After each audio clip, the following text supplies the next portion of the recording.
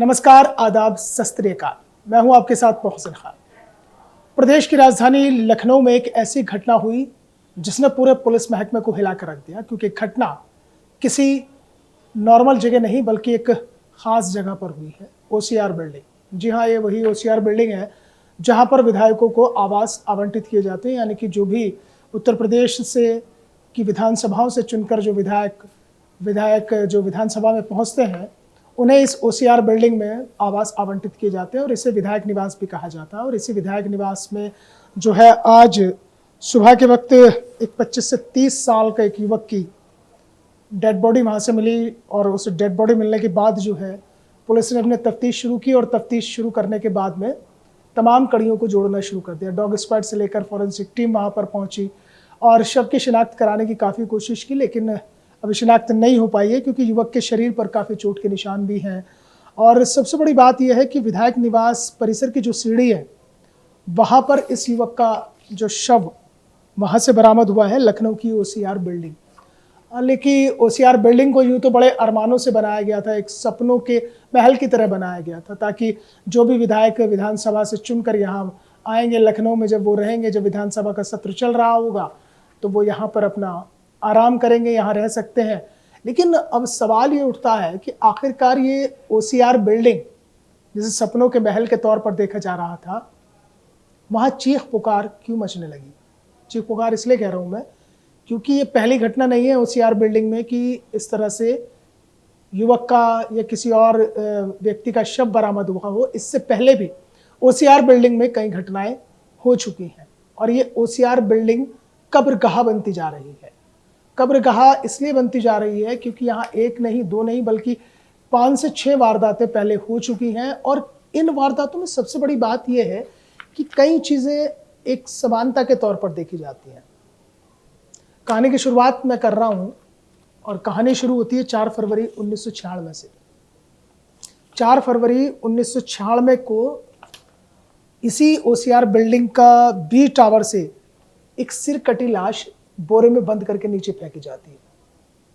Wireless पर police को एक मैसेज फ्लैश होता है कि विधायक निवास यानी कि ओसीआर बिल्डिंग के बी टावर से एक बोरा नीचे फेंका गया है और उसमें से कोई इंसान का हाथ दिखाई दे रहा है। वायरलेस पर मैसेज फ्लैश होता है। मैसेज फ्लैश होने के बाद लखनऊ पुलिस वहां पर मौके पर पहुंचती है और मौके पर पहुंचने के बाद जब पुलिस उस बोरे को खोलती है तो एकदम सन्न रह जाती है। पुलिस के पैरों तले से जमीन खिसक जाती है क्योंकि उस बंद बोरे में एक सिर कटी लाश थी। पुलिस ने वहां वही सब प्रक्रिया अपनाई, तमाम कानूनी प्रक्रिया, और उसके बाद में फॉरेंसिक टीम वहां पहुंचती है।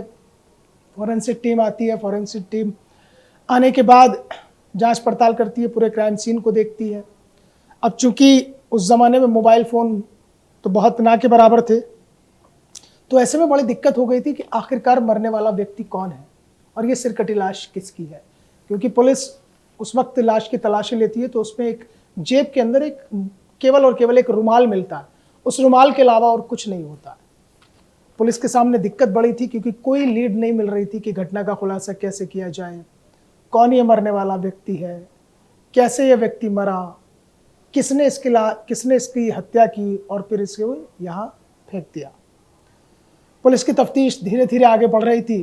पुलिस कई एंगल पर जांच कर रही थी क्योंकि यहाँ महत्वपूर्ण ये हो गया था कि ये चूंकि विधायक निवास है और ये कमरा नंबर 706, उस वक्त मेरठ के पास एक विधानसभा पड़ती है हस्तिनापुर से विधायक थे गोपाल काली, और ये कमरा उन्हें अलॉट किया गया था 706, जहाँ पर ये हत्या हुई थी। क्योंकि पुलिस ने जब कड़ियों को जोड़ना शुरू किया था तो न केवल बालकनी में खून के निशान थे, बल्कि खून के निशान कई जगह से साफ करने की कोशिश भी की गई, लेकिन जो कातिल थे वो खून के निशान साफ नहीं कर पाए। अब इसके बाद विधायक गोपाल काली का नाम आया, उनसे पूछताछ की गई तो उन्होंने बताया कि वो 1 महीने से मेरठ में ही है। ये मैं 1996 की बात कर रहा हूँ, 1996 की, कि वो घर पे है। और इसकी 2 चाबी हैं, एक चाबी केयरटेकर के पास रहती है और एक चाबी विधायक जी के पास रहती है। अब चूंकि जो चाबी विधायक के पास थी गोपाल काली के, वो उन्होंने अपने एक रिश्तेदार को दी थी और वो रिश्तेदार लखनऊ आया था। अब वो लखनऊ आया था तो अशोक उसका नाम था, और अब अभी भी पुलिस के लिए सबसे बड़ा सवाल ये बना हुआ था कि आखिरकार मृतक कौन है, किस मरने वाला व्यक्ति कौन है और कहाँ का रहने वाला। तो पुलिस एक एक कड़ियाँ जोड़ती हुई जा रही थी, तो एक टेलीफोन डायरेक्टरी पुलिस को हाथ लगी और उसमें अशोक का जो नंबर था उसे पुलिस ने आइडेंटिफाई किया और उस पर फ़ोन किया गया। तो पता चला कि अशोक अपने एक साथी नौशाद के साथ लखनऊ आया था और यही विधायक निवास यानी ओसीआर बिल्डिंग के कमरा नंबर 706 में जो बी टावर पर था वहां पर रुका था। अब पुलिस लगातार सख्ती से पूछताछ कर रही थी, तो शुरुआत में तो अशोक बोलने के लिए तैयार नहीं हुआ, लेकिन जब पुलिस सख्ती से पेश आई तो अशोक ने पूरा राज उगल दिया। अब आप जानकर चौंक जाएंगे कि हत्या की वजह क्या थी। कोई ज्यादा बड़ी वजह नहीं थी। मरने वाले व्यक्ति का नाम मदन पाल था और वो विधायक गोपाल काली के काम भी देखा करता था। रात में पार्टी हुई, पार्टी होने के बाद एक शब्द आया, अशोक ने किसी बात पर जो मदन पाल थे उन्हें दलाल कह दिया। इसको लेकर गहमा गहमी हो गई। गहमा गहमी इस नौबत तक पहुंची कि अशोक और नौशाद ने मदन पाल पर चाकुओं से अनगिनत वार कर दिए और अनगिनत वार करने के बाद फिर एक बड़ा चाकू खरीदा गया, बोरा खरीदा गया और फिर सर को शरीर से अलग कर दिया गया। धड़ को एक बोरे में डाला गया। बोरे में डालने के बाद उसे बालकनी से नीचे फेंक दिया गया और जो सिर था मदन पाल का, जब पुलिस गिरफ्त में वो दोनों आरोपी आए, उन्होंने बताया हैदर कैनाल में उन्होंने कहीं गिरा है। सबसे बड़ी बात यह कि 26-27 साल इस कत्ल की वारदात को बीत गए हैं, लेकिन आज तक उस सिर कटी लाश का सिर आज तक बरामद नहीं हो सका है। तो यहां से काला अध्याय ओसीआर बिल्डिंग का शुरू होता है। फिर 24 जुलाई 2007 में 4 घंटे में 3 शव बरामद होते हैं ओसीआर बिल्डिंग से। क्योंकि ये जो बिल्डिंग है 14 मंजिला है और इसे जो है ये भी कहा जाने लगा कि ये आत्महत्या के रूप में कुख्यात हो रही है। लोग खुद ब खुद कूदे जा रहे हैं वहां से और 3 लोगों ने एक बहुमंजिला ओसीआर बिल्डिंग से कूदकर आत्महत्या की थी। और बड़ी बात यह कि ये सब 4 घंटे के भीतर हुआ था। आखिरकार ऐसी क्या वजह थी कि 4 घंटे के भीतर ही जो है 3 लोग वहां से कूद जाते हैं, उस बहुमंजिला इमारत से कूदकर आत्महत्या कर लेते हैं। फिर 13 अक्टूबर 2020 में इसी ओसीआर बिल्डिंग के अंदर एक व्यवस्था अधिकारी संपत्ति विभाग में तैनात थे, नसीम अख्तर, इनका शव मिला था।